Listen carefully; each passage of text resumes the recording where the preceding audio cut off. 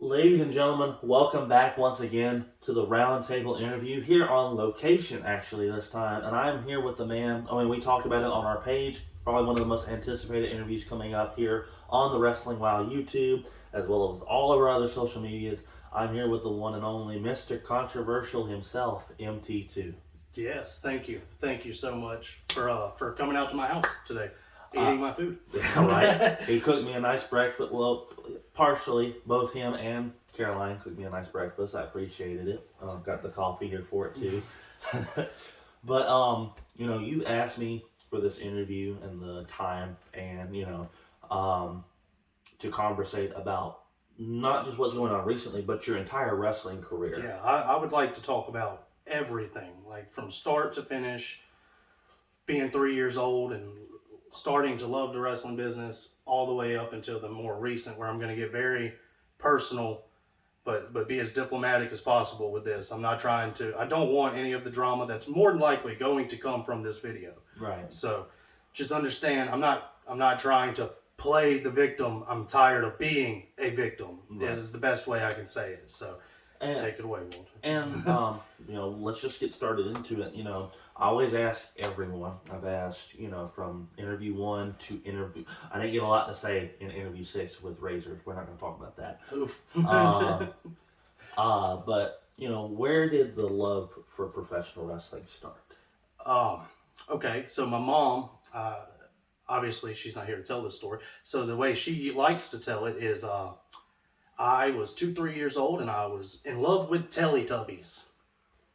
Teletubbies, man, that was the thing that I was in love with as a kid. And my mom got sick and tired of Teletubbies. Mm-hmm. So she was flipping channels one night, and one night, Monday Night Raw came on the TV.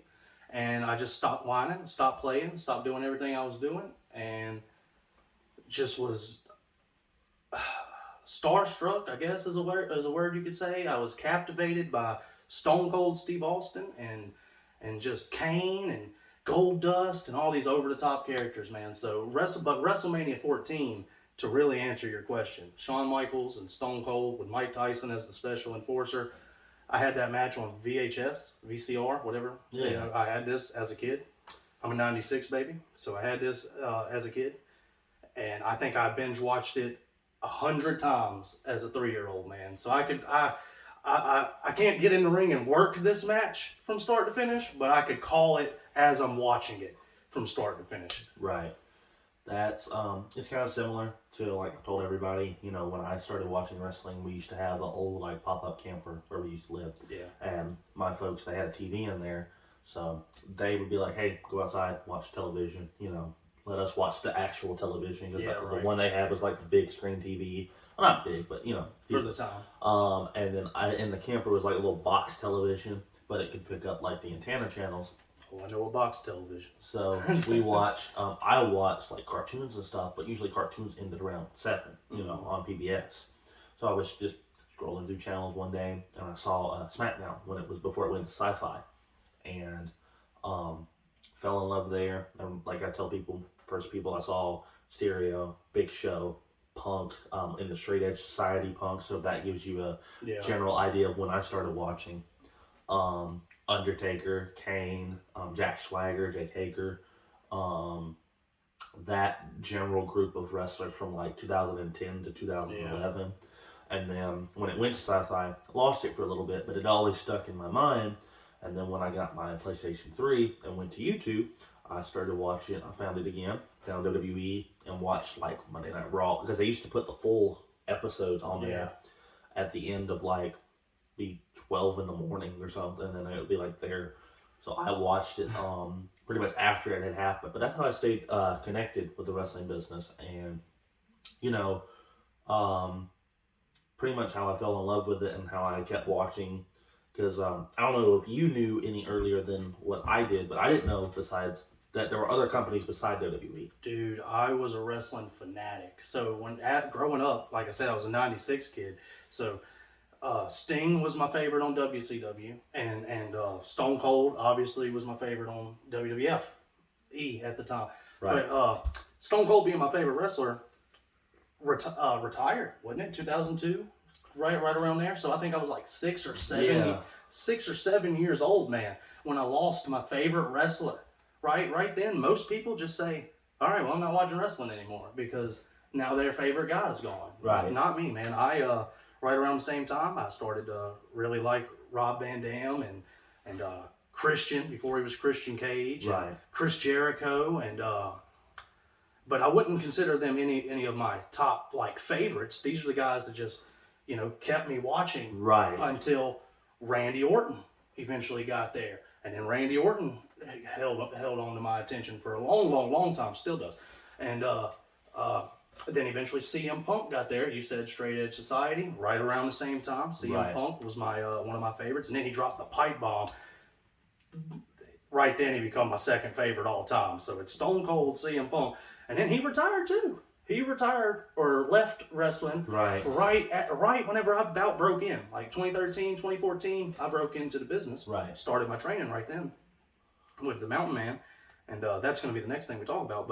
But so I had Stone Cold as a kid. I had CM Punk as a teenager, and then right around that same time, Kevin Steen, Ring of Honor Kevin Owens, was my top dude that I was studying while I was breaking into the business myself. Austin Aries too. I got lucky enough to take a seminar from him. So thank you, Chambers, for looking out for me on that one. Right.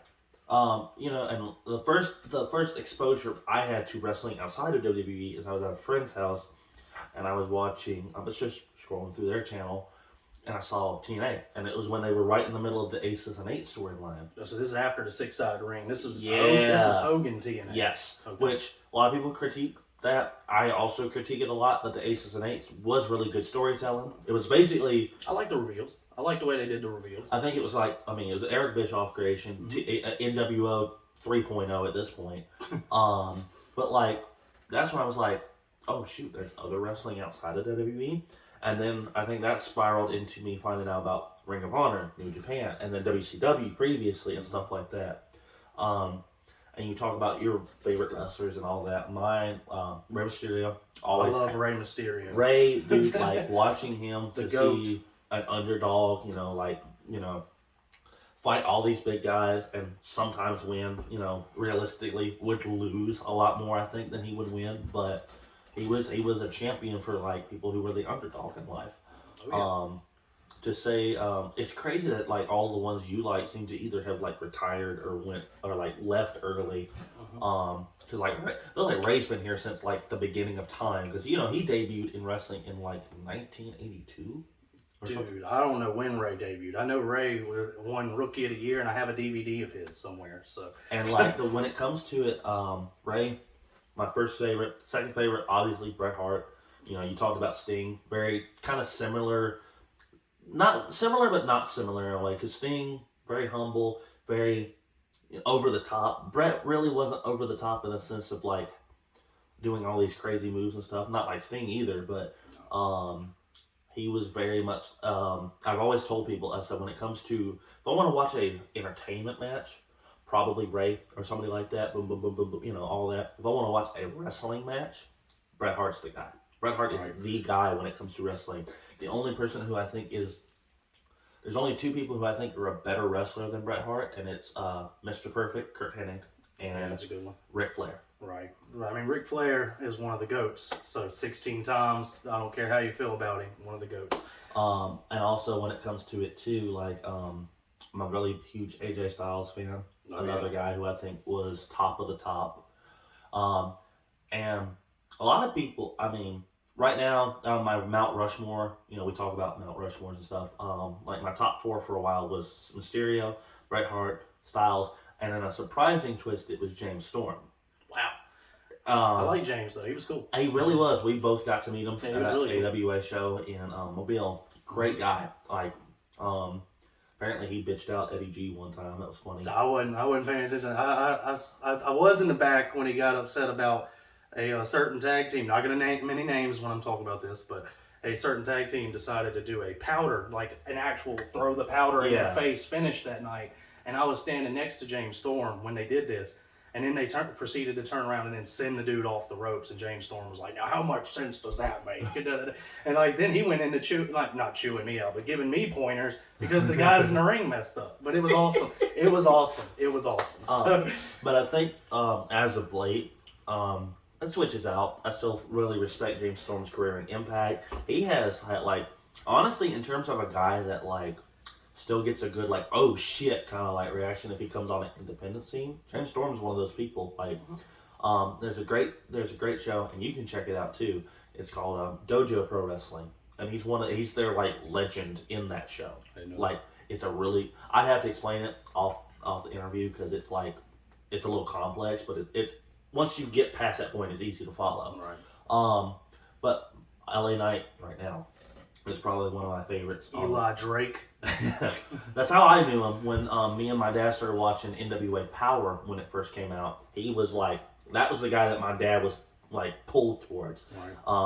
He also really liked Nick Aldis, who I think is, I get why he's general manager. It's crazy that both general managers are on SmackDown are former world champions.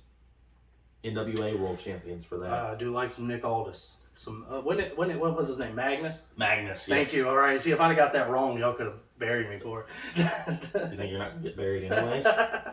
No, but like also, shout out to Adam Pearce, otherwise known as Scrap Daddy. But you know, we're getting off topic. I wanted to ask you when you had mentioned it earlier about watching CM Punk when you started training. Let's get into that. How did you get into training to be a wrestler? Because like that story, like I know mine's wild anyways. Yours has to be like, because we trained with the same guy. The story of me getting into the business is not as wild as you think it is. So like I knew at 3 years old that I wanted to be a pro wrestler. Like that was it. That I have and still have no backup plan. Pro wrestling is everything. It's what I love to do. So the only place I really feel at home and that I can't be hurt is in a ring. I get hurt more in the back and stuff, but I'm getting off topic. But me getting into the business, so like I said, I'd always wanted to be a wrestler, knew that was my plan. So 16 years old, I'm sitting in a law and society class, which is a class that basically teaches you how to be a lawyer, teaches you all your laws and stuff like that, what you can and can't do in each situation. And I started looking at wrestling schools. I finished my work early, started looking at wrestling schools. So the first idea I had was Booker T. Booker T, way too expensive. Could not afford it, right? Just could not afford it. Looked at the Dudley Boys. Same situation. Could not afford it. The next person come up was Doink the Clown. Around here, we would call him, and I'm about to break a little bit of kayfabe, prepare for this, the whole video. We call him Alabama Doink, Dwayne Henderson. Mm-hmm. Lots of good stories, lots of bad stories. It depends on how you called him that day. But I reached out to him, and he quoted me $2,500 for training. I come from a really, really, really, really, really dirt, broke, poor family. Could not afford that either. Right. So by all means, I really probably shouldn't even be in the wrestling business. But one day, I lived on Lot Road at the time, and a friend of mine also got trained by Mountain Man with me. Robert Reiser, as most people would know him now. Another guy that has a lot of good and bad stories to tell about him, depending on what day you met him on. Robert Reiser had a wrestling ring in his front yard. Like just sat out there, and every day when I'd get on the school bus, we would drive past his house, and I'd see this wrestling ring every morning, every afternoon. So one day, me and another good friend of mine, Kaiser King, high school best friend of mine, really, we decided to just walk down to Robert Reiser's house. Never met him a day in our life. You know, just walked down to his house and asked to get in the ring, asked about training. And obviously, we couldn't get in the ring because we had to sign waivers and all types of stuff. They're not going to let two 15-year-old kids get into a wrestling ring at the moment. Right. It just is what it is. But we formed a little bit of a bond over wrestling with Robert Reiser, and through him found out that Mountain Man done training himself and was training a guy named Miles. What's up, Miles? Anyways, I reached out to Mountain Man in Law and Society class, and he quoted me $500. That's really, really manageable, man. And so this is getting into real life right now. I couldn't afford it. Obviously, right off the rip, we don't have $500 just sitting around to give to a cause like your 16-year-old son's dream, right? We don't have that in my family. So I asked my mom. I was 16. I told her I don't want a birthday. I don't want a Christmas. I don't want nothing. Just when we get income tax refund, give me $500 so I can pay Mountain Man for my training. Right. And that's basically how I got into it, more or less. And I didn't pay him all the money up front. I think I paid him like $250, $300 up front, and then had to get a job to pay the rest of it, but still couldn't pay him. And Mountain Man at one point wouldn't let me work shows because I hadn't paid him all my money. But he made a good deal with me. At the time, I had probably about 200-300 wrestling DVDs and 2 big binders. I'm sure somebody, whoever had inherited Richard's stuff, has these 2 big binders of wrestling DVDs, right? In my opinion, I traded my knowledge of the wrestling business and $300 for Richard's knowledge and to put me into the wrestling business. Right. And that is the real way I got into the business. That the very next week, my first day of training was with Miles. I'm going to be very humble when I say this, but I'm trying not to even really, this is hitting me a little hard. I'm sorry. Mountain Man, my first day in, very first day in training, Mountain Man said that I was a natural and that it was in my blood to be a professional wrestler. And I took that to heart, and I've told a few people that. I haven't told everybody, but those were his quotes. And Mountain Man, before he passed, rest his soul. We're gonna talk about him a lot in this, a lot in this video. I'm already fighting tears. Yeah, man, he would tell you that I was one of his best students before he passed, and now I'm not even mentioned whenever he's brought up. So I mean, it's my fault, but it is it sucks, man. It really sucks. It sucks. Yeah. But so I got to train with Miles and Jamie Powell. He's still around. Love you, Jamie. Cowboy Billy Wayne. He doesn't get talked about enough, and probably because of the decisions he made. Chris Matthews was there. He was in it. He was in and out. He was there though. And there was others. There was Maggie always there. She didn't really train, but there was Maggie. There was Tiffany, and there was a bunch of other students. Like, I don't want to leave anybody out. There's one trainer that I will not name under any circumstance. You know who I'm talking about. We call him Voldemort. Somebody else that's probably watching this that knows who I'm talking about. Anyways, thankfully we just livened up this interview a little bit. Yeah. So that's it. And then I started training with Mountain Man, and it was awesome. It really was some of the best moments I ever had.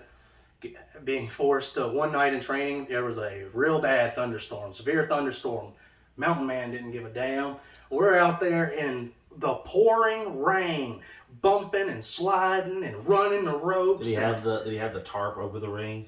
I don't know. I don't think he did. I think we were on literally the ring was set up like it normally was, canvas and ropes and everything. The only reason I ask is when I trained, he had a tarp, and that's the only reason I slid one time. I jerked my knee No, I think he had the ring set up that night, man. I hope Robert Reiser watches this and remembers this night, man, because also, man, Richard would make us run the block that he lived on. We would have to run around the block, and he would sit in his truck and kind of follow us. Everybody else get blown up. I just jog it and try to get done before everybody else. But yeah. Mountain Man, what a great experience. Yeah. Similar to how I got trained. You may not know this. The reason that it was 2018, January 2018. Me and my dad had went and watched SmackDown WWE Live had come to Mobile. So then a couple of weeks later, my dad was in the Bayou, and he got these wrestling flyers for it was the DCW show they ran in the Bayou. Okay. I think it was before you had gotten. Yeah, it had to have been because I was not on that one. It's not ringing bells. We went there, had a great time. I started doing little reviews for it, just fun. Through doing all that, because they started their television show back up on DCW of God, I remember some of those episodes right now, but did reviews and stuff like that. I got invited to, let me think how it went, because I got invited to like back-to-back shows. Right. I got invited to an AWF show by Larry Bartlett, Damian Midnight. Love Larry. Love Larry. Got invited to a Revolt show by Ryan Fury. And then I got invited to an AWA show, the one that you first wrestled Gato on, right after that. So it was like boom, boom, boom. And then through that, that was in like April, May or something like that. So then I started getting invited to more of the AWA shows because I know I was at the show for the passing of, what was her name? Richard's wife.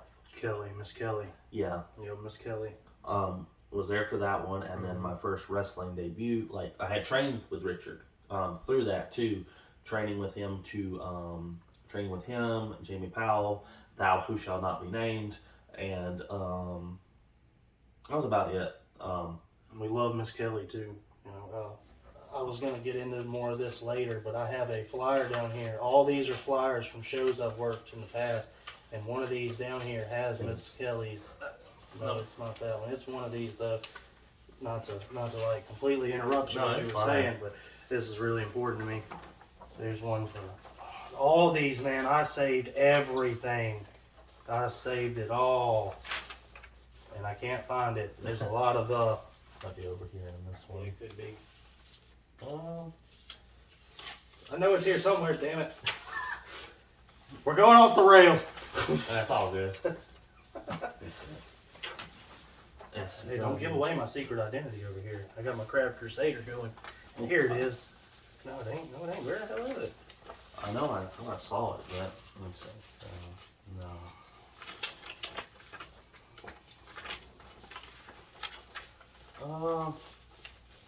Anyways, I have a flyer down here Somewhere. with Miss Kelly on it, and it's sad that I can't. There it is. There it is, everybody. This was Mountain Man's wife. She used to tell us, "I can't feel it," and she used to think bless her heart, man. She used to think I had the biggest ego in the world. And because she did think I have the biggest ego in the world, I tried my best to have the biggest ego in the world whenever I was at training with her. Just to make it more fun for Miss Kelly, man. I love her. She did a lot for me. I'm not going to go into all that. But she looked out for me a handful of times that nobody's ever going to know about. And from that, Richard, I think, ended up having to sell the ring, which I do remember that. I love Richard. Richard didn't tell us that he sold the ring until we found out from Jamie at one of the DCW shows that because we went, "Oh yeah, we'll see you at training, Jamie." And Jamie's like, "What training?" And I'm like, "The one on Tuesday." And he's like, "Richard sold the ring." And we were like, "What?" That was at the time when I wasn't really going to training all the time anyways, all those times I didn't go to training, you know what I want to do right now? Go to training. Go to damn training. But on top of that, though, when it comes to it, like, started training at AWA, DCW here and there. Told Brent the same thing. Didn't really want to continue with that path with what was going on. So, but this isn't about me. This is about you. You know, we talked about your early days. I wanted to my first match. That's the next thing I really wanted to talk about. Yeah. My first battle royal I ever had was Josh Rainbow Warrior. Oh yeah. He used to run a show. I can't remember what it's called right off the top of my damn head, but it's not Outlaw. That's what he does now, or did now. I'm not sure 100% on everything. But he had another show, and he ran it in Fairford. Is that a place in Alabama? I think so. Fairford, Alabama. There was anyways, it was a giant like fire station show. Yeah. Man, he packed that place out too, by the way. But I got to be in the Battle Royal that night. And going back to Richard not letting me work shows unless I paid him, I had to pay Mountain Man $40 that day, or I wasn't going to be in this Battle Royal. So I got to do the Battle Royal. There was a ton of great guys on there. Bullet was in the locker room. Fuego was in the Battle Royal. I didn't get to do anything with Fuego, but this is a shoot story too. Fuego asked me right before the match started. He goes, "Hey man," and you got to think Fuego's got to be green at this time too. He's got to be super young at this time, right? He's only how many years do you think Fuego's been in the business? You'd have to ask Josh. Right, man. He had to have been young because this was almost 10 years ago, right? This was almost a whole 10 years ago. And anyways, Fuego asked me right before the match starts. He goes, "Hey man, you want to take a Hurricane Rana to the outside of the ring?" Like that's how he wanted to eliminate me. And I'm green as hell, right? And I'm like, "Yeah, let's do it." And Mountain Man heard me say that shit, and Mountain Man said, "Nope." He ain't ready for that, boy. Pretty much, end quote. That's one of those. I have a similar story to that in like the Steve Hicks battle royal I was in because I eliminated. You remember T Wolf and Half Breed? Yes. Quarter breed.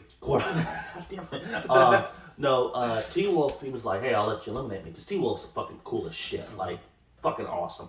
Throw him out, and it's if you've heard the Cody Rhodes like story where he's talking about the Undertaker. 20 seconds. I'm done with my spot. I'm like, what the fuck do I do now? So here comes Sean Black. Everybody knows who Sean Black is. We're going to talk about him in a little bit. He grabs me. He's like, he's chopping me. He's trying to be easy on me. I loved him to death. He was trying to be easy on me. Here comes Stone. Here comes everybody that was not trying to be easy on me. So then he grabs me out of the corner and he goes, "Reverse, throw me out." And I said, "Huh?" He says, "Reverse, throw me out." So he goes to throw me out. I grab him and I throw him out. And like, world stops. Everybody in that ring was like, "Did that just happen?" I honestly know that some of them thought, did they just botch? What the fuck happened? And Sean, we had a running joke with it, that I eliminated Sean Black and he like, bow, punched my fucking leg. Great. But like, the fact that you are like, the fucking Fuego, you want to get Hurricane Rana? Yeah! Dude, I could not have been happier, too, right? And Fuego he hadn't been signed or anything at that point. Oh, yeah. And his brother, AK, to really tell you how old this is, he was doing the the ice, fire and ice. That's how old this little situation was. But that was my first battle royal. My first match came at Cowboys and Angels right there in Tillman's Corner. Corner, right there in front of what maybe it is still Planet Fitness, but maybe it is still Planet Fitness. Cowboys and Angels.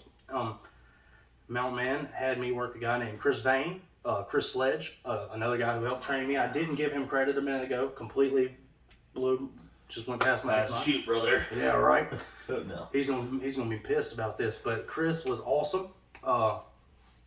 Really was, man. We went over the match at training once or twice the week before, and then it went off without a hitch. Mm-hmm. Everything I marked out. I did the 3 amigos. I did everything I wanted to do in front of the 30 or 40 people that was there at Cowboys and Angels. Like if I'm being completely honest, but Chris Vane was so awesome and so professional, and man, that's another guy that doesn't get enough credit anymore. I used to bring him over to Diamond whenever I was the one training Diamond. I used to have him come over. I remember him. He was Chris Vane. I love you.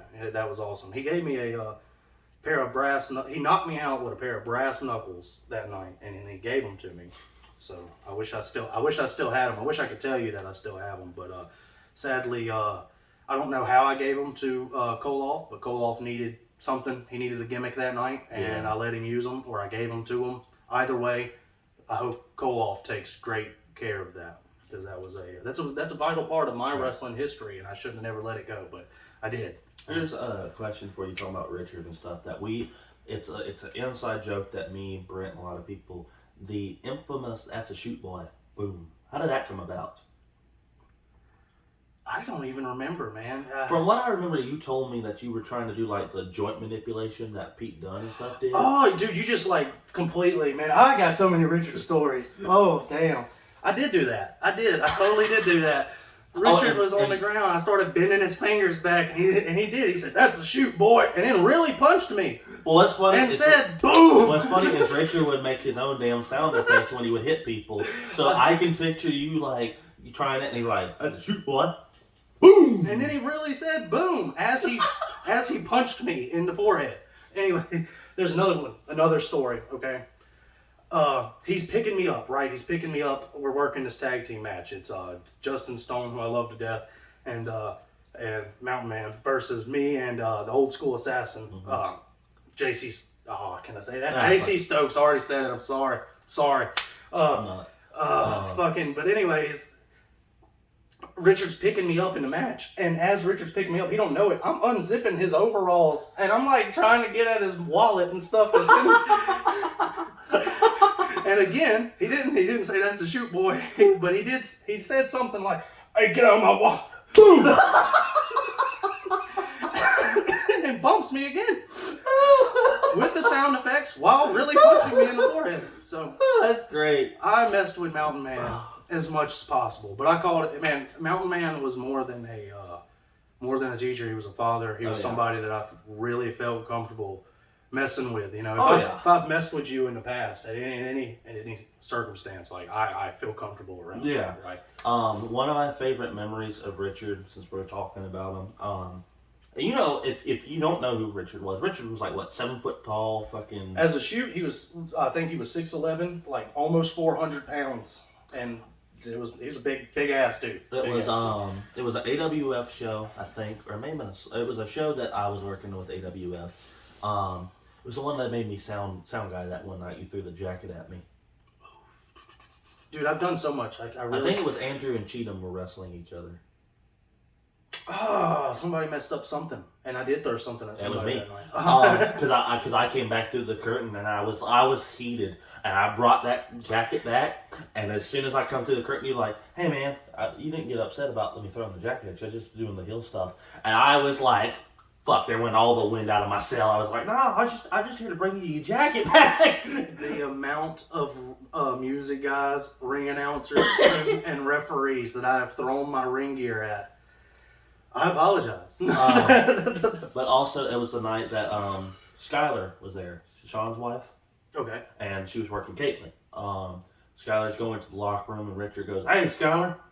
Skylar goes, "Yeah, Richard?" And he just looks at her, looks up and down, and goes, "You done got fat." I think I was in there. And Skylar was like, "Richard!" And like, what the fuck is anybody going to do about it? Because Rich, like, "Hey, you can't say that." Who the fuck you? Oh, well, never mind, Richard, you good. I think I was standing like 2 feet away from Richard when that happened. I was shocked. I was shocked. Skylar was shocked. Pretty sure everybody was shocked except Richard. So that was awesome. But awesome. You know, you have this notebook here. Yeah, I'm trying to make sure I hit all the everything, dude. I got 2 pages of stuff to talk about. Hey, so this fine. is a very we got a couple of commercial breaks. What was next? So I talked about the Battle Royal. I talked about Chris Payne and the Mountain Man and Cowboys and Angels and. Okay, so I did get to work. It says AWF in parentheses. I did get to work. I'm gonna talk about my first 3 matches really. So, okay. so my first match was the Battle Royal at Fairford, right. where Fuego and all them and all that good jazz. My second match was Chris Payne. So that was my first singles match. Right. My second singles match came at AWF in Alba Bryant High School, I believe is the location, and it was me with Eddie G as my as my manager. Versus the Mountain Man. Simple as that. I'm 5'8", barely 210 pounds at the time. Mountain Man, we just said 6'11", almost 400 pounds at the time, and he made me look, and man, he made me feel so great in that match, and he gave me the big leg drop, and he pinned me 1, 2, 3, and it was awesome, and I could not have been more happy when I got to the locker room, man. I was so overwhelmed with joy from being in the ring. As soon as I got to the locker room, I was like, yeah, I can't wait to go out there and do it again. Like just full of energy, right? I get blown up in the ring real easy, but as soon as I get back through the curtain into the locker room, I'm ready to go again. Right. But anyways, Billy Wayne, I'm gonna tell this story. Billy Wayne looked at me and he was like, "Don't let Dad see you like that." You know, and like completely shut me down. Took all the wind out of my sails right then. Because I was like, yes. And then he was like, "Shut up." And so that's Cowboy Billy Wayne for you. He was tough too. But those were my first 3 matches. Couldn't have had a better first 3. Like honestly. Right. From where I started at, being a broke ass little kid from a broke ass family, I could not have gotten a better first 3 moments in the wrestling business. Fairly sure I had at the Steve Picks Memorial Battle Royal that I was in. I think I was in another one for AWA at that Code Inn building. The one they did like whoever won it was the heavyweight champion at the end of it. I don't remember that, but I was probably involved in it. And then I think I had a match with, you remember Madman Jason? Madman Lou. Yeah, Lou. I love Madman Lou. It was me and him versus Richard under the Lord Humongous mask. Mm-hmm. And like, I don't know what in his infinite wisdom was going through his mind, but the finish of the match was he was going to take one of the guys and choke slam him on the other one and pin both of us. So I'm like, I remember that. I do remember. So I'm like, yeah, he's going to choke slam. And he goes, no, I'm taking Jason. And I'm like, Jason's like 100, 200 pounds heavier than I am. He's going to crush me. He's like, I don't care. We do the match. You know, it's a 2-on-1 handicap, but it's a squash match. But I'm happy to be there because it's my trainer. Yeah, dude, it's like just being in the ring. Yeah. Boom, boom, boom, boom. Here comes the spot. He lifts Jason, and of course Jason just he gives him the Hogan sandbag gimmick, and which is already bad enough. But he goes, and then I can see it. It's like, and I was like, oh, just smashed you. I do remember the picture. I think I've seen of him just laying over you, just sprawled out dead. It would be the first of 3 attempts to try to beat Richard in a handicap match, and none of them worked. I even switched tag partners, still didn't work. Shit. But honestly, working with Richard and working those few matches like the start, I mean, before the fun got sucked up out of it for me, was great. Like, genuinely, like, just fun and adrenaline. And, yeah, like, that's how early matches are for me. I completely, like, I feel you, man. So another guy I want to give a little bit of credit to, I know I don't have him wrote down, and it's disrespectful as hell. Actually, I do. I have it as my very next thing, actually. Cool. So I'm not disrespectful. Hey. So after getting to work AWF and working with, I think Richard called it Suncoast Championship Wrestling. Yeah. So after getting to work my first couple for that and AWF, and then working for Rainbow and his company at the time, I still can't remember. I think it was Next Era Wrestling or something like that. Next Era Wrestling. I think it really might have been Next Era Wrestling.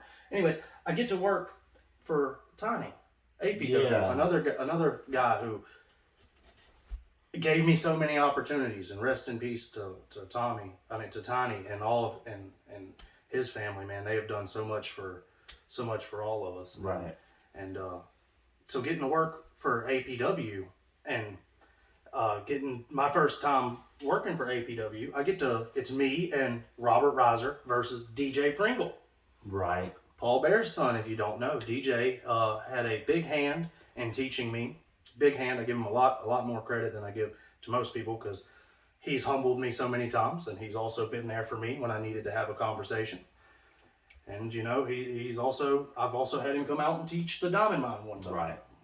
But he let me hold the real urn, like in training one day. I gotta give him as much credit as possible, man. DJ was a great guy in my life. And anyways, he squashed us every time we worked. It wasn't like a big. I'm putting the person over, but the wrestler DJ Pringle squished me and Robert Reiser every chance he got. And we did get to do a big 6-man one time where I believe Mountain Man was our partner. I think we went over that match. I'm not 100% sure. Robert Reiser is gonna have to correct me. That's sad, but Robert Reiser is gonna have to correct me. Man, working APW though, in the Haji Shrine Temple. Oh yeah, the old Haji. Yeah, I had Fuego and Fire and Ice used to work those shows, and man, I was the green kid, just soaking in everything I could in the locker room back then, man. Right. Yeah, I got to set up Rosie. You remember Rosie? Yeah. I got to set up Rosie's gimmick table for him. You know, a lot of people might look down on that. I don't. I was like, hell yeah, I'm getting to set up Rosie's gimmick table. And I got to help set up Bullet's gimmick table. Yeah. I got to meet Bullet's wife that night. She thought, I don't know if she was working me. But I think she thinks everything in the wrestling business was real. And Mountain Man told me the same thing. Like, that, yeah, don't break kayfabe to her. She thinks everything's real. And I hope I'm not out of turn talking about that. But that's something that was legit told to me, and I was just so grateful to get to help set up Bullet's table and Rosie's table and all those guys there at the Haji Shrine, man. Right. Those are again times that I wish I could go back and live again. So, but other than training with Richard and doing all these shows, I also got to go train with the next guy I'm gonna talk about here is Chris Black. Yeah. Have we talked about Chris Black yet? We talked about Sean for a quick second. We talked about Sean. We haven't talked about Chris, the original. Chris, another guy that I love to death, but at first I could not stand him, and I was green, so I shouldn't have an opinion anyways. But but I could not stand Chris, and I felt like Chris couldn't stand me either, like just straight up. And I'm gonna tell a story. I hope Chris doesn't get mad. But I'm gonna tell a little bit of a story here. I was working in an AWF show. It was in Lucedale, Mississippi, and Shannon booked me. Not Dwayne, not anybody on the card. Right. Shannon booked me, and he's a kid too at the time, right? Like, if we're being honest here, he's a kid too at the time. So, Shannon books me. I have this match that night. I don't even remember who I worked, but I remember shaking everybody's hand in the locker room except for Chris's. Ooh. Yeah, and this is the true story, except for Chris's. And I can tell you why I didn't shake Chris's hand. It was because I was intimidated. I was intimidated by him, just his persona, how he carried himself. Yeah. He looked very, very serious all the time, right? Like, all the time. And like, I shook Sean's hand, I shook Voldemort's hand, and they were all hanging out in the same little group that night. Yeah. Like, I shook everybody's hand that night. And there's two things that happened other than me not shaking Chris's hand, and I'm gonna get to how that night ended. But at one point, Shannon decides he's just gonna bring food into the locker room, and he hands it all to me. Oh. The green kid. So he's like, here, MT, take this pizza. So here I am walking into the locker room, green kid with some pizza. And immediately Voldemort snatches the fucking pizza out of my hands, and he's like, green kids don't get to have pizza, and da da da da da da da da da da. And I'm like, and straight up, I shouldn't have, but I fucking bowed up. Like, I got mad. Like, because at that point, I should have known better, but I didn't. And I got mad. I said, I didn't even want the damn pizza or something like that, like, to the whole locker room, because it had pepperoni on it. I don't eat meat. Yeah. Anyways, so that happened. And then towards the end of the night, this is where it gets bad. But there's a lot of good Chris stories I'm gonna tell, so this is just the first. So yeah, I go to get paid, and I don't think I was supposed to get paid at all. I was green, but I had my wife at the time, and I don't know if she was pregnant with Tori or not. My daughter, I have 2 kids. Anyways, I go and ask Shannon for my money, and Shannon's like, I don't know. And I'm like, man, if you could just give me $10 just to give me gas so I can get home. Okay, that's all I want. Just $10. And he goes into the locker room. I don't go with him. Right. He goes into the locker room, and he goes to get my money. And eventually I decide, damn, Shannon's taking a while. Yeah. So I walk into the locker room too to find him, because Caroline's ready to go. Right. And another side note to this, Mountain Man told me to go get my money. He was there that night too. So I go into the locker room, and I shit you not, there's Chris, there's Chris's whole little clique, there's Dwayne, there's Dwayne's wife, Shannon's mom, mm-hmm. All these people here, and they're like, and Chris is like in my face going, you'll never work another show that I'm on. I'll have you blackballed, you disrespectful mother, just running me down. And then he's like, you didn't shake my hand and all this stuff. And I'm like, again, we're going to talk about this again later.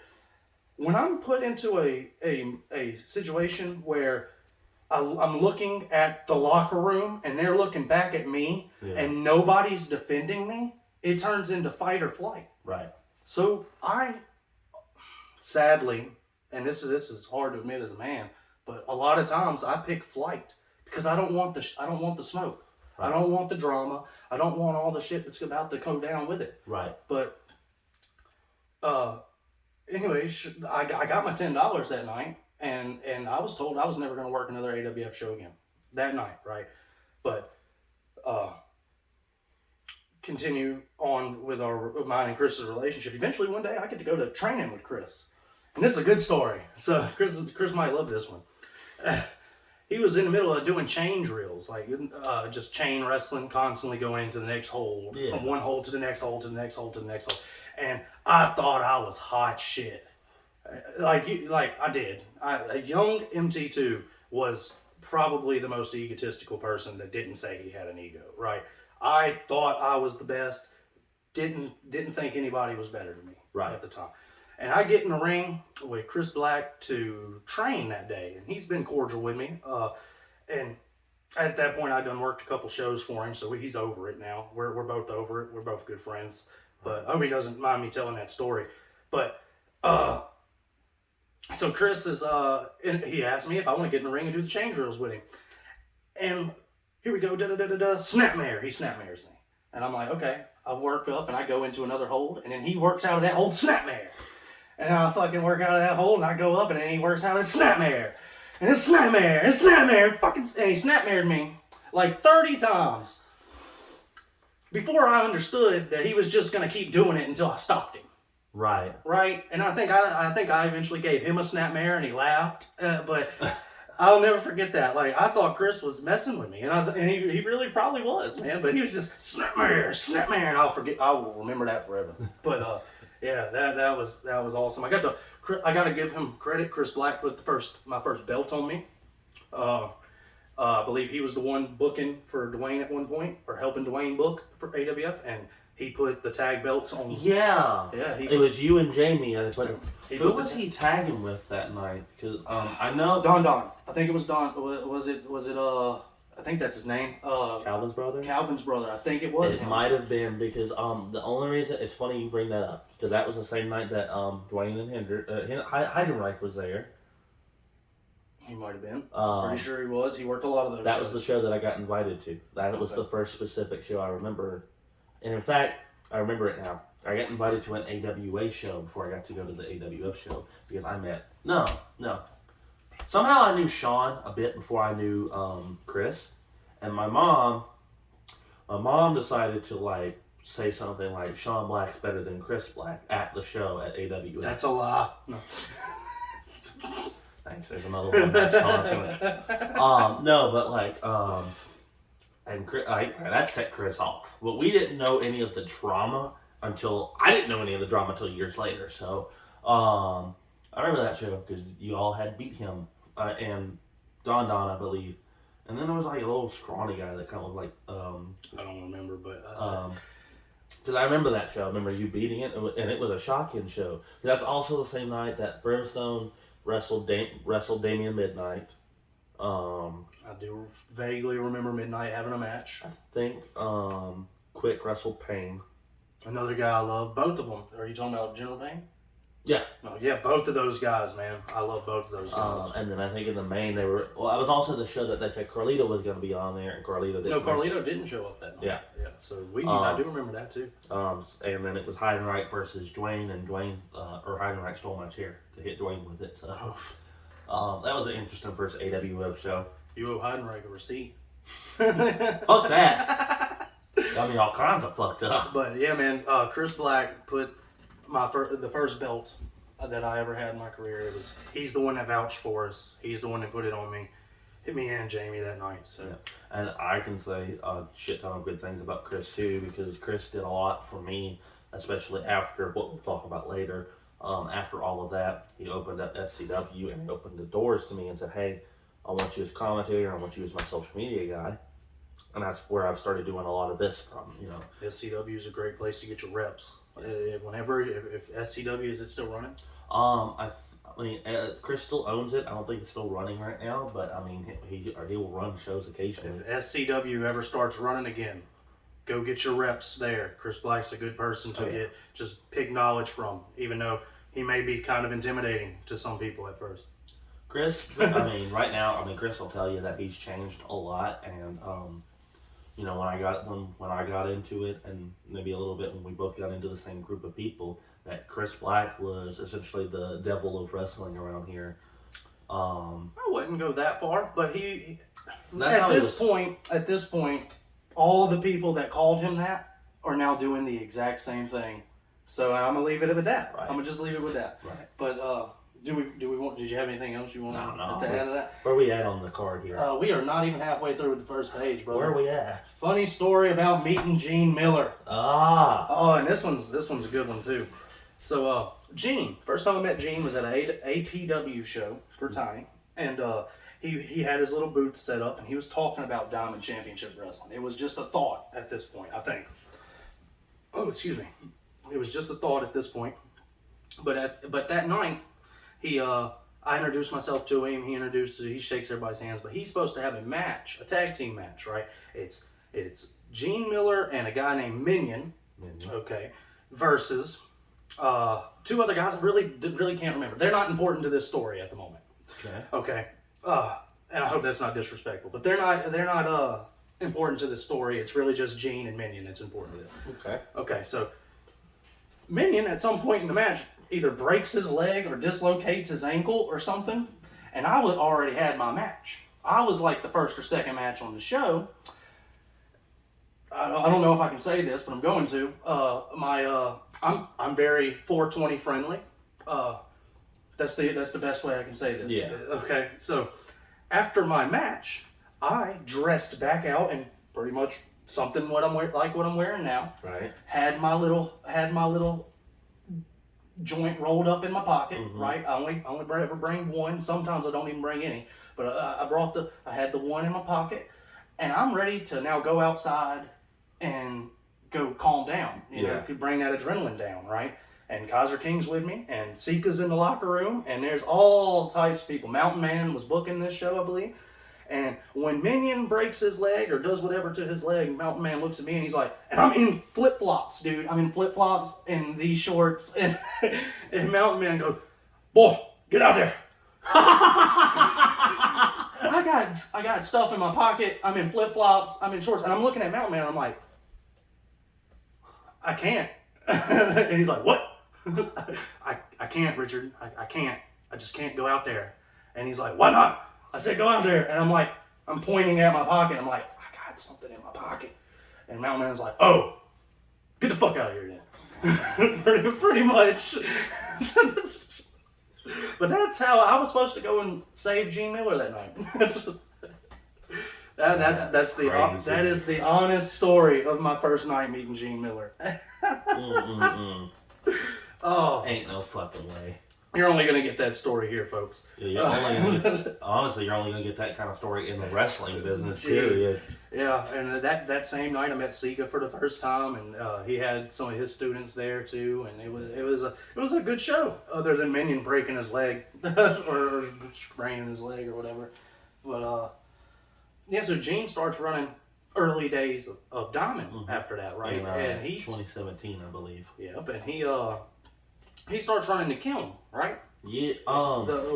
From what I remember, this comes from Chris Black. I know that they were kind of working together a little bit because I think the Kiln was originally Chris's territory. Yeah. Chris ran that, and it was kind of known in the area that was Chris's territory. Yeah, I had worked the Kiln before Gene got it. Right, and Gene came in and said, "Hey, I'd like to run in the Kiln as well. Can we do something together?" And Chris said, "Yeah, sure. There's no problem." From what I understand, that went south, and Gene started just running in the Kiln, whether it's Chris and Sean or just Chris at the time liked it or not. And I think that's probably eventually why Gene moved out of the Kiln and went to like Ocean Springs and Pascagoula. But that's later. This is right now. But yeah, Gene starts running his the early days of Diamond Championship Wrestling. And I'm going to not mention a lot of names because a lot of them aren't a part of Diamond or even mentioned with Diamond anymore. I mean, you can still mention them. I mean, if they started out in Diamond, they were in Diamond. Okay, so at the time you had the Prince. Oh yeah. Okay, so we're at the time Diamond Championship Wrestling. Their top guys was Charles West, the Prince. They were clicked up. And at the time he also had Voldemort, and I believe O'Malley was on the shows. Yeah. This was we had young Maxwell. I love Maxwell. We had a bunch of guys on the shows, and I can't even remember what building we were running in a lot. I know it was the Kiln a lot because wasn't it the Rack and Roll? Wasn't the Rack and Roll? It was Damn. It was like it was a community center. Had blue. Yeah. Blue. Yeah, I remember that. Pads on the walls. Yes. Heels come out one side, baby faces come out the other side. Anyways, yeah. So he's running all these shows, man, and he eventually a good friend of mine and a good friend of another person. We're about to start getting into those type of conversations here, but Joey Goats reaches out to me, and Joey is probably the main reason I get in so good with Diamond. Right. Joey put me in a car ride with Andrew, aka Koloff, you know what I mean? Yeah. And me and Koloff hit it off. Me and Joey hit it off. Every once in a while, Mountain Man would ride with us, or somebody else would tag in and be the fourth spot. But it was just us three for the first like 2 or 3 months, just traveling to just Diamond and back. And I'd be dropped off at Joey Goat's house, and I'd just shoot shit with him while he walks his dogs around the apartment complex. And, Right. And yeah, so that's the very, very, very early days of Diamond, and almost screwed that up. Here's another Richard story.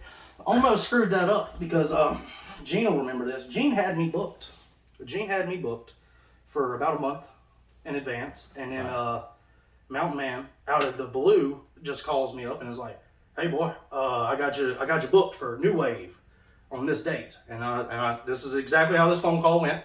All right, well, I'm already booked for Diamond.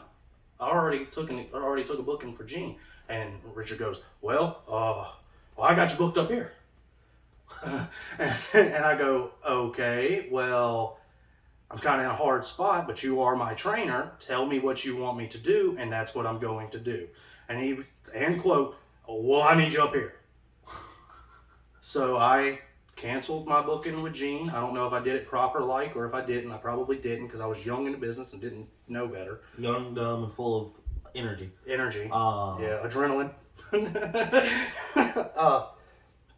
Yeah, so Richard almost cost me my spot with Diamond too, and Koloff to his credit, because I'm a tell it like it is. Okay, this whole video, Koloff to his credit reached his neck out for me and got me back in that locker room. Right. And then me and him traveled everywhere with each other, talking about every single thing there is to talk about. Me and this guy had conversations about it. Right. You feel me? So I believe that's the next thing, was riding with Joey and Andrew, early DCW right here. Here we go, early DCW. It was obviously run by Gene, but the top guys at the time were Sean Black, the Prince, Charles West, O'Malley, and Baltimore. Those were the top guys, and you had Mountain Man too. Right. So you had your 6 main guys. I thought JL3 was also in that. JL3 was, but I wouldn't. Did he? I don't want to be disrespectful to JL3, but I would put JL3 in the same category with me and Maxwell and Koloff at the time. Yeah. Because Koloff was really young at the time, and he didn't have this whole needs more Koloff thing going yet. Right. I know. Yeah, that is a good point. I know that him, Andrew, and Stokes were in a tag team. They were feuding. Was this before our time came in or after? Way before. This is really early DCW. So Airman Banks was still on the shows. Shit. Yeah. He was still on the shows. I don't know all the stuff about Airman, but me and I don't either. I just know he just fell off the face of the earth and just recently showed back Me up. and Airman had a great match. Gene Miller said it was one of the best matches that he had seen in Diamond. Was it for like the light heavyweight championship? I think it was a #1 contender match. Something like that. And then the very next time there was a tournament for the belt or something. It could have been, maybe he was the champion. I could have been fighting for it. I don't remember. But I remember more about what happened leading up to it than I do about the matches themselves a lot of times, because the adrenaline's going so fast. Oh yeah. But yeah, so those guys were your main guys, and you also had your younger. I mean, by like not the main guys on the show, the filler guys, which was me. Yeah, mid card guy. You had me, Maxwell, LB, War King. He used to just be LB. I call him LB. Yeah. Gato. All these guys, were just mid card guys, and we're all. And I think that was when they started doing their little television thing too, because I remember a lot of those times where because I saw the old building you were talking about, and then they also were running in the Pascagoula VFW a little bit. I mean, we had a lot of good moments in the Pascagoula VFW. Oh yeah, dude. Lots of good ones. But so this is a shoot too. Now this is where we're going to get into more of the backstage part of this, and stop me if I'm telling lies. But so after I've established who the top guys are in early DCW. Now I'm going to tell you how me and Andrew came up with the main event. Okay, because it was me and Andrew Koloff. Anytime I say Andrew, I'm speaking about Koloff. Anytime I say Koloff, I'm talking about Andrew. Okay, so it was me and Andrew on a phone call, just shooting shit for about 2 or 3 hours on the phone. We used to do this every night. We would call each other and talk on the phone for 2 or 3 hours. Right. Okay.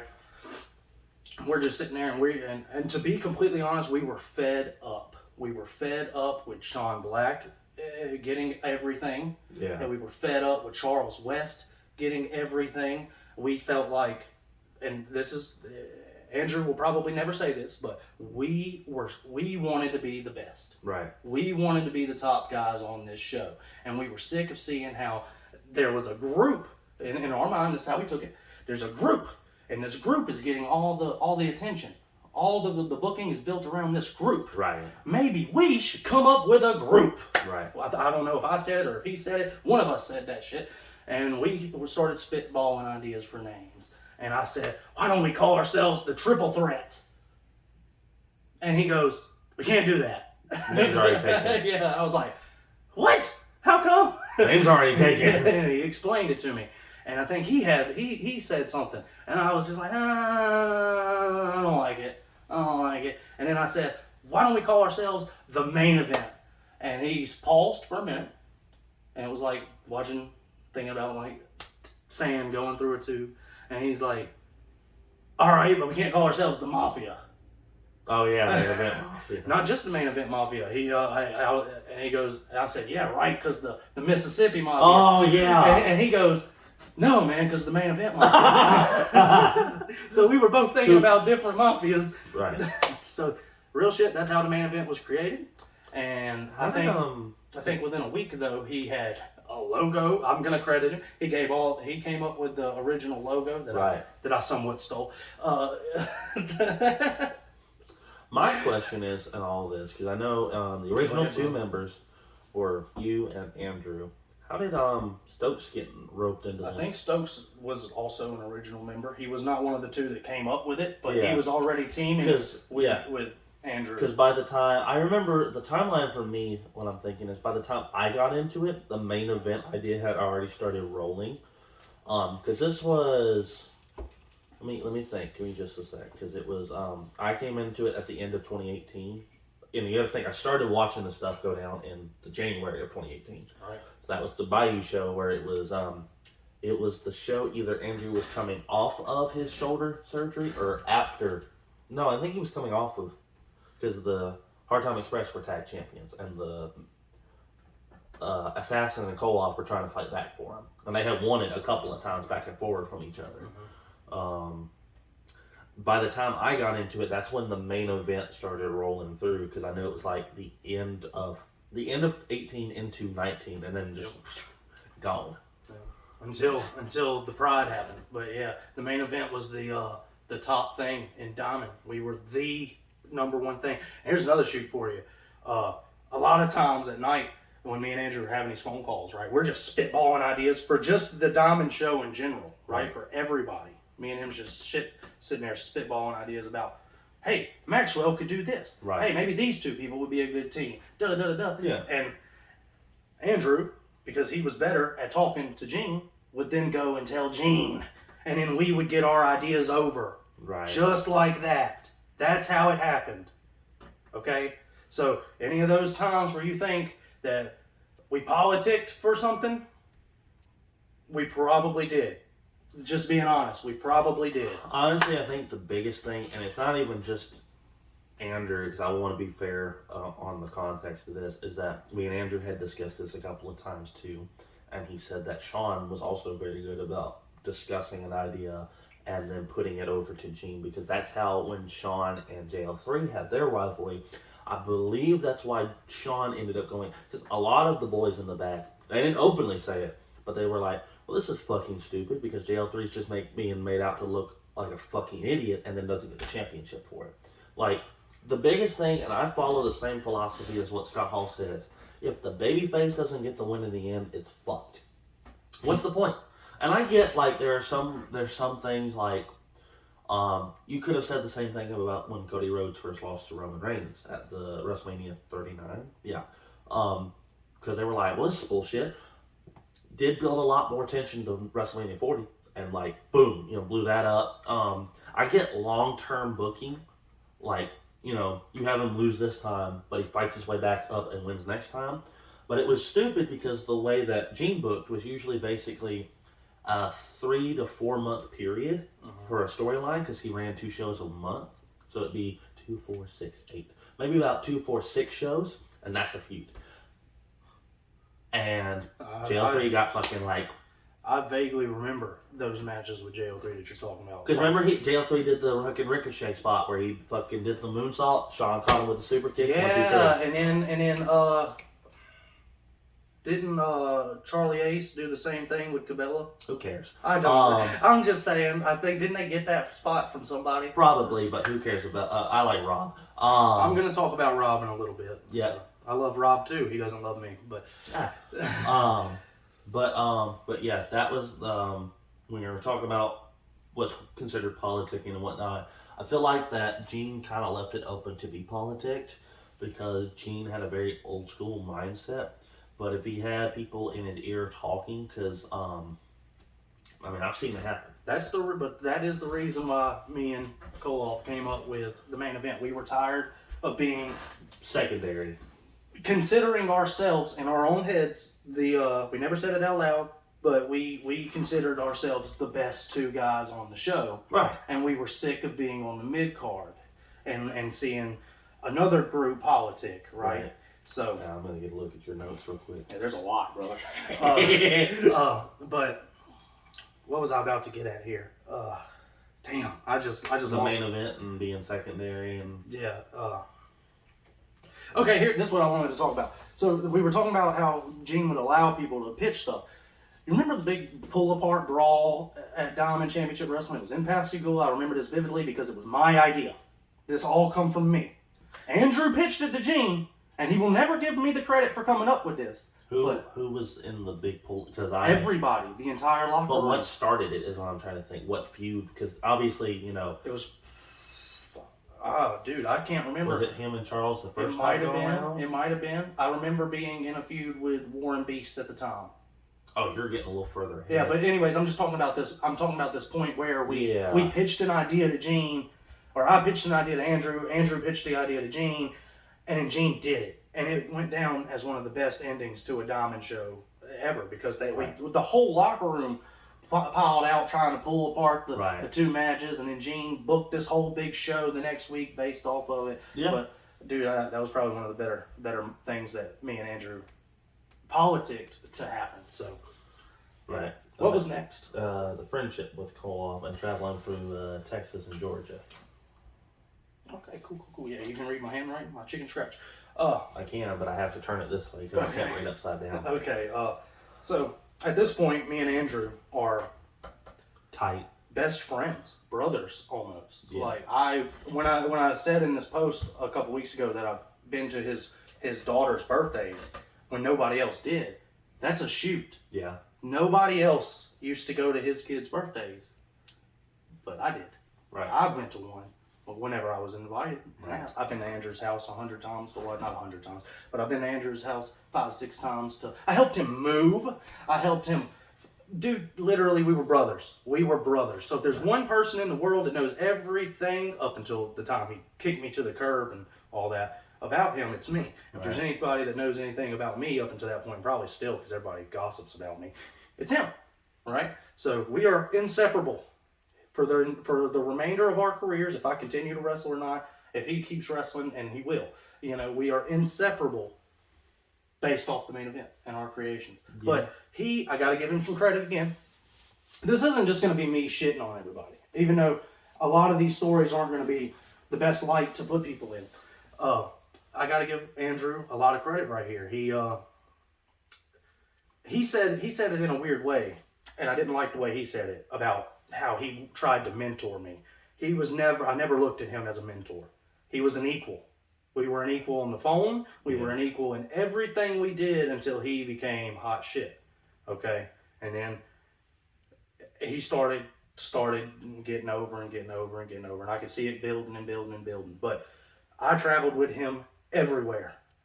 He got us booked in Houston. Thank you. He got us booked in Georgia. Thank you again, Andrew. He got us booked in Tennessee. Did you go to that show? I went to one of the shows. Yeah, where you kept us outside that morning with the coffee. And no. Andrew Fuck. was No, I'm gonna fucking... Andrew remembers. This dude had us sitting outside for 30 minutes waiting on coffee. Fucking bullshit. I still, hang on, before he says anything else, now you done pissed me off. It was no longer than 15 fucking minutes, which was bullshit. Fuck you. Which was bullshit. The only reason that it was like that is because I like my coffee like I like my women. Sweet. Now, when it comes no, but like, they only, it was a Huddle House, too. It was Huddle House. I think. Waffle House has the freaking sugar containers where you can pour the sugar and pour it as quickly and boom, boom, boom, gone. Fucking Huddle House had the sugar packets. It was 4 o'clock in the morning, too. Like, it was really late in the morning. It was getting to a point where, like... It was almost daylight, yeah. I mean, I get it, but at the same time, this is almost on the same level of you gonna eat that goddamn burger. Which again was that one. Wasn't that John? That was John. John. About to tell a story about John in a minute. That whole thing was because I was just gonna take it home because I had eaten my fill of it and I was gonna take it with us and I'd eat it on the car ride. John thought I was just gonna take it because he bought it for me and he was like, "No, you gonna eat that fucking burger." I heard that story. That's funny. So I get why he said the things he said, and I was like, this is, and he was like, "Okay, fine, whatever." But that fucking coffee, bullshit, dude. Okay, I'll meet you in the middle. For 15 minutes, Andrew and me were outside of Huddle House. Andrew's like, "We're about to leave this motherfucker. If he don't, just y'all too. It was Andrew, Brent, Haley, Cynthia, Cotton." I believe Brent paid for that, so thank you, Brent, for all the meals you've paid for me. Because that was the show that I had nothing to my fucking name, and me neither. They were like, "Hey, we're going up here," because we stopped in Tupelo as well, and pretty much it was between Brent, Haley, Andrew, and then Stokes and his wife to pay for us because it was like taking the kids along. Right, you pay for this kid, I'll pay for this kid. I was one of the kids. I was too. Hey, look, it was. I do love Brent. That was a fucking like. No, never mind. That was the same night. Sorry. But Andrew, man, he was. I will never say he was a mentor because he was not. He was an equal. But he did do a lot of the reaching out and the booking. Like, and without him doing any of that, who knows, I might not have gotten to wrestle in Georgia. Somebody's reached out to me in the last year and asked me if I wanted to, but it wouldn't happen then. And because of Andrew getting that booking, I got to work somebody named SP Ghost, who I believe done some time in Ring of Honor. I'm not 100% on this man's career. You might have to look him up, but I got to work him that night. It was awesome. A pretty cool experience getting to work with somebody who thought he was supernatural, so I had to put over his gimmick a lot. The quick John Taylor story. So Koloff gets us booked in Houston. Yeah. And we're supposed to be in the main event. And this show... Okay, so first of all, the car ride is me and John in the back seats, Koloff driving, and Brimstone in the passenger seat. And at some point, we pick up John Paul, the cameraman. Yeah. Okay. So we're going through Louisiana, and there's a massive wreck on the bridge. Of course. Right? So they have to lifeline these people out of off the bridge, right? And there's police coming through and making us pull over to the side and stuff. So I decided to take a nap while we're waiting on this, right? So, and then I wake up from my nap and we're still sitting there. And now at this point, I said earlier I'm 420 friendly. I started fiending, right? Now I'm pissed. So I'm like, come the fuck on, ready to go. And John, he's 420 friendly too. I hope he doesn't mind me saying that. But John, he's like, I said, man, screw this. Got out of the van, went to the back seat, got my stuff out, rolled it right there. And John's just like, you're serious right now? And I'm like, fuck yeah, I'm serious right now. And I get out of the car, And I smoked right there on the bridge while watching these people get. I know that might sound bad, but but to me, I was sick and tired of being sitting on that bridge for an hour and a half. Was what it felt like. Yeah. And Andrew can vouch, and Brimstone was there too. He can vouch, but that's not the worst part of this story. So we finally make it to the building. We're there. This is the Houston Premier Arena. Yep. Yes, the one that I've watched Sammy Guevara and all these other great guys I've watched. I've watched fucking Loco Wrestling. Wrestling, New Texas. yes. I think it's New Texas Pro over that Kiefer Bartek runs, and those. That's another guy I follow on Facebook. I like him. He burned the Loco belt. I don't know him personally, but I thought it was awesome. But anyways, back to the story. So we're there, and this, no disrespect to the Houston Premier Arena, but it looks like a junkyard. When you first pull up, it looks like a jump. And I'm sitting here thinking, like, where am I at? Like, what am I doing here? Later that night, so this isn't Loco Wrestling booking this match. This is some other company using that arena. Yeah, because they use, like, that arena's kind of like... It was like leased out. Yeah. Anyways, so they have this match, right? And they booked the main event. And they booked Brimstone and John Taylor as a tag team. And they booked 2 other tag teams. So it was supposed to be a 4-team match. Yeah. John's really green, and this is my mistake, and I apologize to John.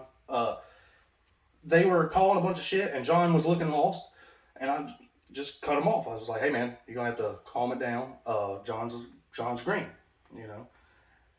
I shouldn't have done that because later in the night they got a hold of John and they started shooting on him. And I know these people's names, and I'm not gonna give them any credit for it. Just know that I'm talking about you if you see this interview. Because y'all shot on John Taylor that night, and y'all wouldn't have never had that information if I wouldn't open my big ass mouth. So yeah. There's that right there. But they didn't only do that. When we got there, they said that they were supposed to go over. Mm-hmm. And Andrew, you can comment or you can vouch for this too.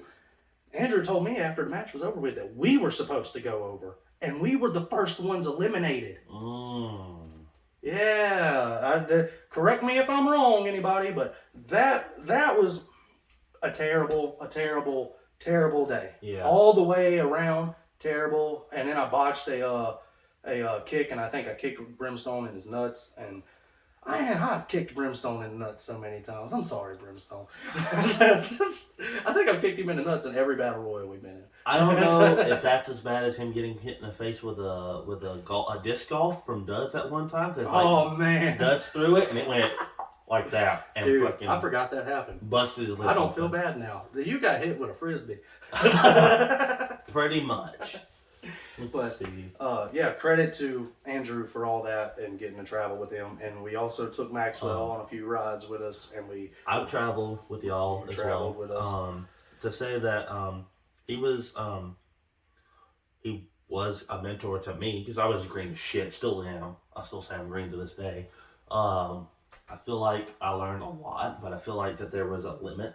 Mm-hmm. And I don't know if he was, because he knew I wasn't in the, just all the shit was going on. I didn't want to be in the wrestling aspect of it, but I kind of did. Because when he was about helping the young guys, and when he was about the business, and how I felt he was less selfish back then, Andrew Hansen was one of my best friends, one of the best people I'd ever been around. And then power got to his head, and it tore us apart. Yeah. It tore us apart, and other people getting involved in our friendship also helped. But I'll get into that later. Yeah. I think the biggest thing about it too is for the record, and I'm going to say this on record, if anybody has ever said, it's been clearly made known to me that I'm not liked by a lot of people, including Andrew. We've been on, as far as I know, pretty much the neutral status of he's over here, I'm over here. We're not gonna, acknowledge each other. As far as anything that I can say about Andrew is I have never critiqued his wrestling. No, he's a great wrestler. He is, he's up there. He rightfully so with his gimmick and with the wrestling. He's rightfully so up there where I think he should be. But that being said, just a lot of the stuff that has been said to me or about me, which, like you had said earlier, when it comes to your stuff, I've started a lot of shit. not understanding the difference between independence and freedom. Because I have the freedom to do something, but I won't have the independence to understand what the consequences of the actions are. And I have tried to better myself to do that, while some people have continued to try and just portray me as the same Walter that I was in 21, 22. Trying to discredit you. Yeah. Right. I mean, not even so much discredit, but like paint the picture of I'm still this Walter from 2018 to 2022. That you like to play the victim, huh? Is that what they like to say about you? Because that seems to be the growing theme here. Well, it's not even the fact of playing the victim. It's just the fact of like I said, they want to paint me as I'm still the kid, basically. And I'm gonna say it, and it goes for everybody. I'm a grown ass man, and if you got any issues with me, you have my messenger, you have my text, you have my phone number, and if you don't, you can get it. Yeah, enough of the vague post screenshotting and DMing and spreading these narratives around when people like me who have went out of my way to defend myself. Now I'm just painted in a bad light. Yeah. Yeah, and it's my fault. And they are Andrew Hansen. Back to him. Back to Andrew is one of the best professional wrestlers on the Gulf Coast. Yep. He is also one of the worst human beings in the wrestling business on the Gulf Coast. And that's you don't have to agree. This is me saying this. The things that him and his locker room have put me through, and I will talk about them in length here soon, is unacceptable. It really is. And for him to be as good and as over and as a mentor to all these people that he claims to be, he sure does set a bad precedent, and he sure does enable a lot of bullies in his locker room. So, but yeah, I put him over. I put him over the best way I can. Andrew Hansen, great worker. If he gets the chance, he's going to outwork you. He's going to outwork you to the point that you don't want to be there no more. Is that fair? Is that kind of fair? I feel like that's fair. So we can move on from this, even though he's going to be in a lot of these topics, because we're, like I said, we're inseparable. Right. A lot of this history is, he's right, I'm his sidekick, he's mine. So, well, we talk about the travel.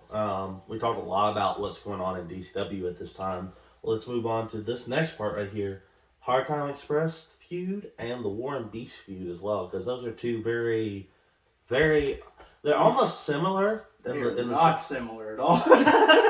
Okay, they're similar for the tag belts. How about that? Okay, yeah, and that we beat both of them and kept the belts. No, I know you beat. I beat them all. No. I know. This is from what I remember and stuff like that. So I'm not trying to take the story, but this is from my eyes. I remember like some of the best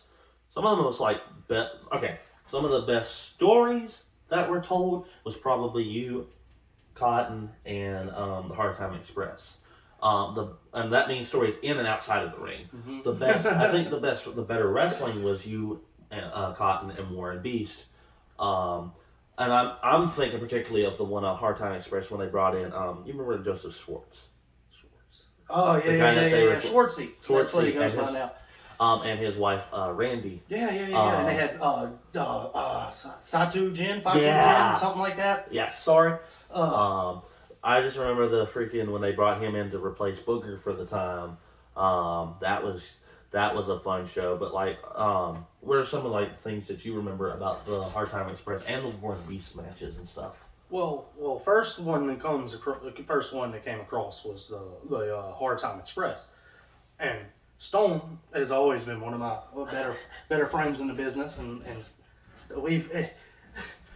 Damn, I just want to tell the good stuff right now. Like, Stone, one time in a match, Hard Time Express, called a fucking Hurricane Rana on me.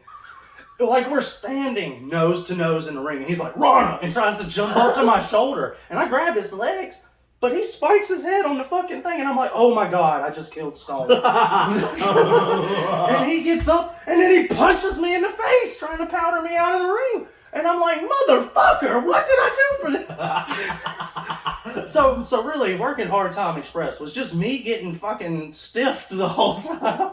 Yeah. There's a good spot, though. Booger, we had a good spot. There's another big story after this, but Booger, one night, this was when I felt comfortable with Booger, gave me a standing delayed vertical suplex from the middle or the top rope at a Ocean Springs Diamond Show. Stands up on the middle rope. Yeah. He totally has me on the wrong side, so he's like holding me there, and I'm like, oh my god, oh my god. I'm like fucking 15 feet in the air, just sitting there, and then he goes to tumbling, and I took this amazing bump. It's on YouTube somewhere, if you can find it. I was thinking, like, damn, if he did that in the VFW, the ceiling, kind of like, but the Ocean Springs. And then as I'm bumping, boom, I didn't even get time to sell. Here comes Stone with a fucking headbutt to my nuts. Just bam! Again, what the fuck did I do to deserve that? All right, this is a theme here. So then we keep working. We had about 4 or 5 really, really good matches. Like Hard Time Express was great to work with. They were stiff as hell, but they were great to work with.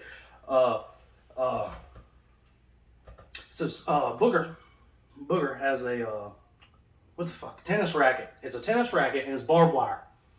He wants to bounce this barbed wire tennis racket off my head. Okay, I don't want this to happen. I'm not a fan of blood. This is just a me thing. I am not a fan of blood in wrestling. Right. Especially when it's just gushing. And now when it's done right, it's done right, and I'm let it go. But I am not a fan of just bleeding for the sake of bleeding. And if you're on the indies, why are you bleeding anyways? You're not getting paid enough for that. Yeah. And now if you are, you are.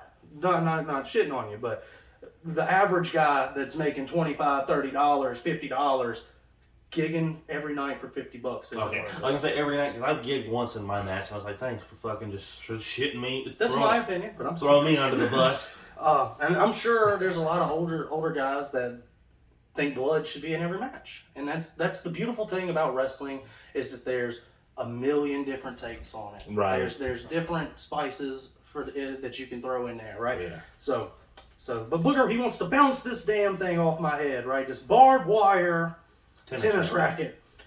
And I didn't want him to do it, but he's like, all right, man, look, I'm good. It's not going to hurt that bad. And he practices it, and it doesn't hurt that bad. Well, we get into the match, we get into the pull apart, and here he comes, full speed. Wow! And he catches me with the metal part. Oh! Right across the top of my fucking head. And again, I'm sitting there like, what did I do to deserve this? Common theme here, right? Hard Time. So I'm walking back into the locker room, and like I am bitching. I'm bitching in the locker room. I'm pissed. And Booger comes in there, and I love him. And I love how this story's kind of funny, because we both just kind of rah, and then nothing happens. But but Booger's like, he's like, quit bitching or something. He says something along the lines of quit bitching. And I was like, if I was bitching, I wouldn't be. No, he said quit being a bitch. That's what he said. He said quit being a little bitch. And I said, if I was being a bitch, I wouldn't say anything about it. And then he looked at me, and I looked at him, and we were standing right there. And shoot story, I had a knife in my pocket if he got up, but he didn't get up. Fucking Charles looks at me. Charles West across the room looks at me, and he gets up and he makes this face like, and he starts the exit stage left. What's crazy? He goes and gets Gene, and Gene comes in. What's crazy is this isn't the first time that Charles has exit stage left because something you have done. Because I remember this off topic. I know. I guess we'll get to it more when we talk about the Rob Cabela story. But this also happened when you fucking tried to hit Rob with the fucking crutch, and the crutch went in the fucking like. Dude, that was great. Because I was watching it backstage with Charles, and it went, "Phew," and Charles was like, walked complete, like he was gone. He was like, oh no. Only I could get away with that, though. If anybody else would have hit a fan with a crutch. What's funny is there's a picture online. You can probably see it on his page of a fan with the helmet. A hard hat. And I think he would have to sign it, so like, miss me. See, it was something like that. I love them. I think they were sponsors of Diamond. I get lucky. If I hit one person in the crowd, thank God it was a sponsor. Somebody who was like, yeah, I'm a part of the show. That's a shoot story though. Oh, that was great. But now, War and Beast, real quick. War and Beast. While we're still talking about this, I don't really remember a lot of our tag team matches, and I don't mean that in a bad way. We had a lot of great tag team matches, and I loved working with Maxwell and LB both. But when me and LB, whenever he started doing the War King, right, that gave me something I could really sink my teeth into, Right. right? Now I have this character that I can attack, right? That I can be like, that I can try my best to be better than this person. Right. And I think War King came after Rob Cabell, and I'm kind of skipping here a little bit, but LB War King is a great talent. He's sometimes he's not in position and he gets a bad rep for it, but he looks great, has a great gimmick, always been polite to me. I own one of his shirts in my closet. I bought it from him. Man, I cannot say enough good things about War King and his wife. They invited me over to their house to just drink beers and tried to get me to do pickle shots, and I was not down with that. But yeah, man, War King, cannot say enough good things about you, brother. I love you. Right. That allowing me to do your entrance, and really, I don't know if you were pissed that night or not, but the way you sold it in the ring, I didn't have to do much of anything. All I had to do was be me. Right. And you were being you, and that was one of the, I still, top 5, top 10 things I've ever done, and I've done, not toot my own horn, but I've done a handful of cool things, right? So, yeah, Maxwell and LB both, great workers. I don't know how they feel about me, but LB was awesome. LB was awesome to work with. And people say I don't put people over for belts. We're going to talk about that here too in a little bit. Hey, I put LB over, and he took my belt. So there's that. True. All right. Before we get on and we move on, we got to take a quick commercial break before we do so. But we will be right back. We're going to get probably into some more of the nitty and gritty stuff, but we'll be right back after this commercial break.